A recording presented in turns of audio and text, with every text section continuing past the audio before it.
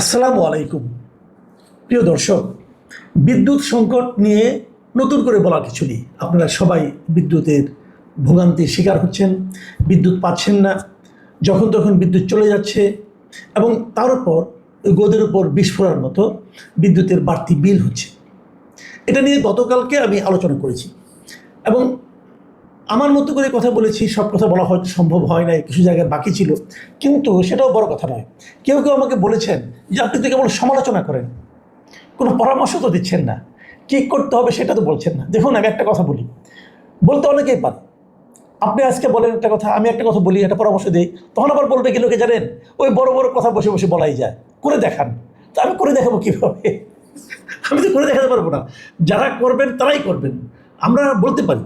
আমরা বেসিক্যালি যে কাজটা আমি যেটা করি সেটা হলো গিয়ে সমস্যাটা কোথায় আমি দেখি সেটা আমি আইডেন্টিফাই করি, সমাধান করার দায়িত্ব আপনাদের। তারপরও সাধারণ মানুষ হিসেবে আমাদের কিছু কিন্তু পরামর্শ আছে। আজকে সেরকম দু একটা প্রসঙ্গ নিয়ে আমি একটু কথা বলতে চাই। তার আগে আমি বলে নিই, আজকে আমাদের বিদ্যুৎ মন্ত্রী যিনি আছেন ইকবাল হাসান মাহমুদ টুকু, তার একটা অবস্থান আমার কাছে পছন্দ হয়েছে। সেটা কী অবস্থান? ওনার অসহায়ত্ব। উনি যে অসহায় হয়েছেন এটা উনি আজ প্রকাশ করেছেন। আজকে এই সিপিডির একটা অনুষ্ঠান ছিল, যে বাংলাদেশের জ্বালানি সংকট মোকাবেলা তাৎক্ষণিক অগ্রাধিকার এবং টেকসই জ্বালানি ভবিষ্যতের পথ, এই শিরোনামে তার একটা আলোচনা সভায় উনি অংশ নিয়েছেন ভার্চুয়ালি, সরাসরি জানেন ভার্চুয়ালি নিয়েছেন। এবং ভার্চুয়ালি অংশ নিয়ে তিনি কি বলেছেন সেটা আপনাদেরকে আমি একটু বলতে চাই। তিনি বলেছেন যে ওই যে একটা ভাসমান এলএনজি টার্মিনাল যেটা আছে সেটা নাকি নষ্ট হয়ে গেছে, মেরামত করা হচ্ছে। সেটা মেরামত না হওয়া পর্যন্ত অপেক্ষা করা ছাড়া আর কোনো উপায় নেই। এটা ওনার সরাসরি আত্মসমর্পণ, যে আমার ভাই কিছু করার নাই, ওটা মেরামত করতে হবে, সে পর্যন্ত আমাকে অপেক্ষা করতে হবে। আরেকটা কথা বলেছেন, আর এ পর্যন্ত কী করতে হবে? আপাতত লোডশেডিং ব্যবস্থাপনা করতে হবে। মানে আমার যে বিদ্যুৎ কম আছে, প্রায় 3000 মেগাওয়াট বিদ্যুৎ আসলে প্রতিদিন ঘাটতি হচ্ছে। এটা হিউজ একটা অ্যামাউন্ট। এই 3000 মেগাওয়াট বিদ্যুতের ঘাটতি যেটা আছে, সেই ঘাটতিটাকে আমাকে ম্যানেজ করতে হবে, ম্যানেজমেন্ট করতে হবে। মানে এক জায়গায় 2000 গ্রাম অঞ্চলে 2000 মেগাওয়াট কমাই দিলাম, শহর অঞ্চলে কিছু দিলাম, আবার ঢাকা শহরে আরও কম দিলাম, এরকম করে করে যে ম্যানেজ করা হয়, মানে বিভিন্ন কোথায় কতটুকু প্রয়োজন, এভাবে এটাকে ম্যানেজ করতে হবে। এই ম্যানেজ করা ছাড়া আমার কাছে আর কোনো উপায় নেই। এটা হলো ওনার একদম সরল আত্মসমর্পণ। যেমন উনি ওনার ভাষায় যদি আমি বলি, উনি কী বলেছেন আসলে হুবহু আমি একটা পত্রিকা পেলাম, সেখানে বলা আছে, উনি বলেছেন যে এটুকুই বলতে চাই, উই আর ওয়ার্কিং। এই ক্রাইসিসের সময় আসলে এখন আমার কিছু করার নাই, কারণ এখন আমি গ্যাসও উত্তোলন করতে পারবো না, বা উইদাউট FSRU আমার যে গ্যাস আছে সেটাও নামাতে পারবো না। মানে ওই টার্মিনালের মাধ্যমে যে নামাবে সেটাও সে পারতেছে না, ওটাকে মেরামত না করা পর্যন্ত কিছু করা যাবে না। এই মানে ওনার এই আত্মসমর্পণ আমার ভালো লাগছে, কারণ উনি তো যা বাস্তবতা তাই তো বলবেন। কিন্তু আমার প্রশ্নটা হলো, ওই যে বলছেন যে লোডশেডিং ব্যবস্থাপনা, মানে লোডশেডিং ম্যানেজমেন্ট, এটা আমার কাছে খুব গুরুত্বপূর্ণ মনে হয়েছে। আপনি লোডশেডিংটা কীভাবে ম্যানেজ করবেন, মানে কাকে কাকে কমাবেন, কাকে কতটুকু কমাবেন, কাকে কতটুকু অন্ধকারে রাখবেন, এই সিদ্ধান্তটা আপনি নিন। আমি আপনার কাছে বলবো যে, যেমন ধরেন কিছু কিছু এলাকায় একেবারে লোডশেডিং দেওয়া হয় না, মানে ওখানে বিদ্যুৎ বাদ দেওয়া, যেমন কোনটা কোনটা, যেমন ধরো হাসপাতাল, এটা একটি জরুরি ব্যবস্থাপনা। হাসপাতালে কোনো ধরনের বিদ্যুৎ সংযোগ মানে কমানো হয় না, ওইটা রোগীরা বাস করে। আমি মনে করি শিক্ষা প্রতিষ্ঠানও বিদ্যুৎ সংযোগ কনফার্ম করতে হবে, শিশুদের এখানে কনফার্ম করতে হবে। তাহলে কমানো যায় কোথায়? যেখানে আপনারা কখনোই কমান না সেখানে কমান, সেটা হলো মন্ত্রী পাড়ায়। মন্ত্রীদের যে বাড়িঘর আছে, মন্ত্রীদের বাড়িঘর, সচিবদের বাড়িঘর, জয়েন্ট সেক্রেটারি, উপসচিব যারা আছেন, এই যে বড় বড় আমলা, ডিসি, এসপি যারা আছেন, এদের বাসভবনে বিদ্যুৎ লোডশেডিংয়ের আওতায় আনেন। এদের বাসভবনে কখনোই বিদ্যুৎ যায় না, আপনি নিশ্চিত থাকেন, এরা সবসময় বিদ্যুৎ পান। কিন্তু ওনাদের বাসভবনে লোডশেডিং দিতে হবে, এটা হলো আমার দাবি। কতটুকু দিতে হবে? কৃষকের ঘরে যতটুকু আপনি লোডশেডিং দিচ্ছেন, ঠিক ততটুকু লোডশেডিং এখানেও দিতে হবে। কৃষককে যদি আপনি 8 ঘন্টা বিদ্যুৎ না দেন, তাহলে সচিবকেও 8 ঘন্টা বিদ্যুৎ দিবেন না। এটা সিম্পল হিসাব। তাদের বলবেন আমি সচিবের প্রতি এত গোসা করো না, গোসা না। এটা হলো সমব্যথী হওয়ার সুযোগ দেওয়া। ওনারা তো বুঝবেন না কৃষকরা কত কষ্টে থাকে। কৃষকের সমান লোডশেডিং এখানে দেন, ওনাদের কোনো সমস্যা হবে না, কারণ ওনাদের টাকা আছে, ওনারা বিকল্প ব্যবস্থা করতে পারবেন। বিকল্প ব্যবস্থা করুন, আইপিএস কিনুন, আইপিএস চালান, অসুবিধা নেই তো কোনো। অথবা আপনি নিজের টাকায় জেনারেটর চালান, তাও কোনো আপত্তি নাই। কিন্তু লোডশেডিং যেটা বলি আমরা, সেটা হলো কৃষকের ঘরে যতটুকু আছে তার চেয়ে কম লোডশেডিং শিক্ষা প্রতিষ্ঠান এবং হাসপাতাল এরকম জরুরি কিছু বিষয় ছাড়া আর কোথাও তার চেয়ে কম লোডশেডিং থাকতে পারবে না। এটা হলো ক্লিয়ার করেন আগে। এটা যদি করতে পারেন তাহলে বলবো এটা হবে রিয়েল ম্যানেজমেন্ট। পারবেন কিনা আমি জানি না, কিন্তু পারা উচিত। ওটা যদি করতে পারেন কেবল তাহলেই বলবো যে আপনারা জনগণের সরকার কায়েম করতে পেরেছেন। উনি আরও একটা কথা বলেছেন, সে প্রসঙ্গটা আমি পরে আসছি, একদিন আগে বলেছেন, সেটা একটা বড় প্রসঙ্গ, সেখানে আমি একটু পরে আসছি। তার আগে আরেকটা কথা বলি, সরকার একটা সিদ্ধান্ত নিয়েছে, প্রধানমন্ত্রীর কার্যালয় সহ 5টা সরকারি দপ্তরে সৌর বিদ্যুৎ ব্যবহারের নির্দেশ দেওয়া হয়েছে। দেখুন, আমি মাঝে মাঝে অনেকে আমাকে বলেন আমি কেন প্রধানমন্ত্রীর প্রশংসা করি এটা এই কারণেই করি যে এই ভদ্রলোক কিন্তু কিছু করার চেষ্টা করতেছেন।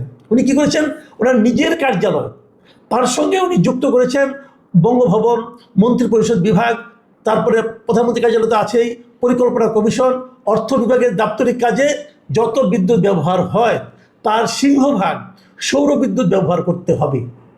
এই অর্ডার কিন্তু প্রধানমন্ত্রী দিয়েছেন। তো এখানে একটা খালি প্রশ্ন আমার, যে সিংহভাগ বলতে আপনি কী বুঝেন? সিংহভাগ মানে অর্ধেকেরও বেশি। তাহলে মিনিমাম 51% বিদ্যুৎ এখানে যা ব্যবহার হয় তার 51% সৌর বিদ্যুৎ থেকে নিতে হবে। তো 51% নেই, এটা তো খুব জটিল কোনো ব্যাপার না। এই অফিসগুলো তো দিনের বেলায় খোলা থাকে, আমাদের এখানে দিনের বেলা প্রচুর রোদ থাকে, সৌর বিদ্যুতের ব্যবস্থা করেন। এবং এটা করতে বেশি সময় লাগার কথা না, কিন্তু সৌর বিদ্যুৎ এখন আমাদের এখানে যে ব্যবস্থাপনা আছে দেশে, খুব সহজে এটা করা সম্ভব। তো এটা ইমিডিয়েট করা হোক। এবং আমি তো মনে করি এটা করার জন্য কোনো একটা বিভাগকে যারা আছে তাদেরকে আপনি 3 দিনের সময়সীমা বেঁধে দেন, যে 3 দিনের মধ্যে এটা ইমপ্লিমেন্ট করতে হবে। এবং যে না করতে পারবে দায়িত্ববান ব্যক্তিকে জরিমানা সহ মানে একটা শাস্তি সহ বদলি করে দেন, ডিক্লেয়ার করেন, দেখেন 3 দিনের মধ্যে অনেকটা হয়ে যাবে। এখানেই না, এই সঙ্গে আপনারা বলুন যে প্রত্যেকটা জেলা প্রশাসক সহ উপজেলা নির্বাহী কর্মকর্তা এবং এখানে যত সরকারি অফিস আছে, সরকারি অফিসগুলোর উপর অনেক জায়গা আছে, ওখানে সৌর প্যানেল ইজিলি সেট আপ করা যাবে। এই সব জায়গায় সৌর বিদ্যুৎ চালু করতে হবে।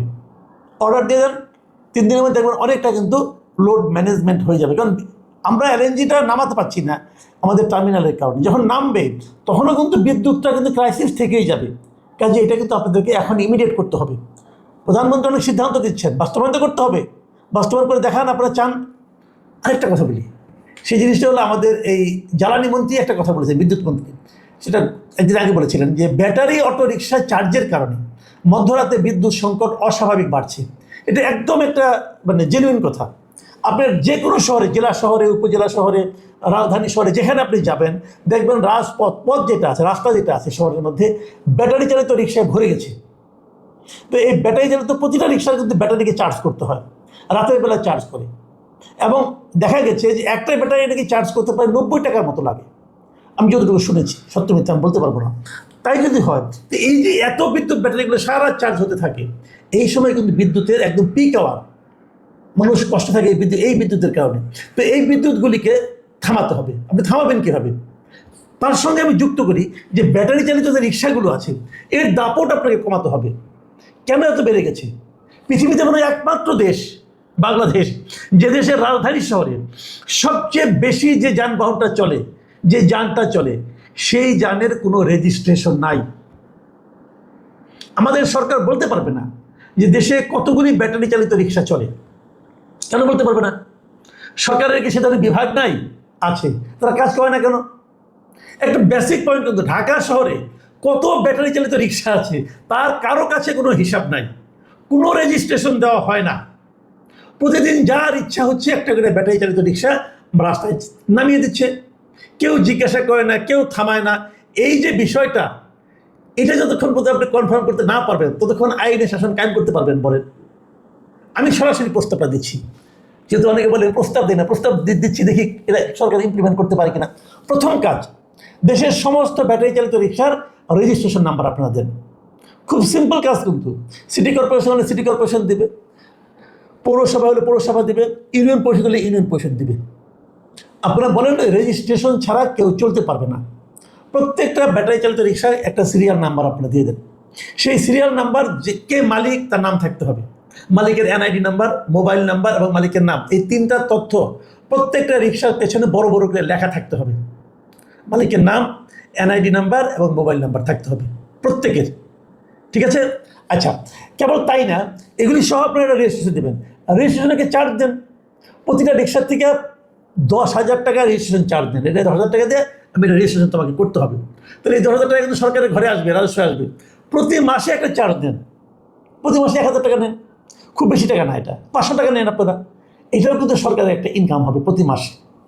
আচ্ছা, তার সঙ্গে যুক্ত হবে এইটা, এবং সেখানে যখন রেজিস্ট্রেশন আপনি দিবেন, সেখানে ওই মালিককে বলতে হবে যে তার এই রিক্সা সে কোন গ্যারেজে রাখে, গ্যারেজে ঠিকানা দিতে হবে। এবং ওই গ্যারেজ সিটি কর্পোরেশন কর্তৃপক্ষ যারা রেজিস্ট্রেশন দিবে তারা যে চেক করবেন যে সেখানে এই গাড়িগুলোর ব্যাটারি চার্জ করার মতো প্লাগ পয়েন্ট আছে কিনা, মিটার আছে কিনা। এই মিটারটা আলাদা মিটার হতে হবে, বাড়ির মিটারে চলবে না। গ্যারেজের মিটার, মানে ব্যাটারি চালিত রিক্সার জন্য আলাদা একটা মিটার থাকতে হবে, তাহলে বিদ্যুৎটা চুরি করার কোনো সুযোগ থাকবে না।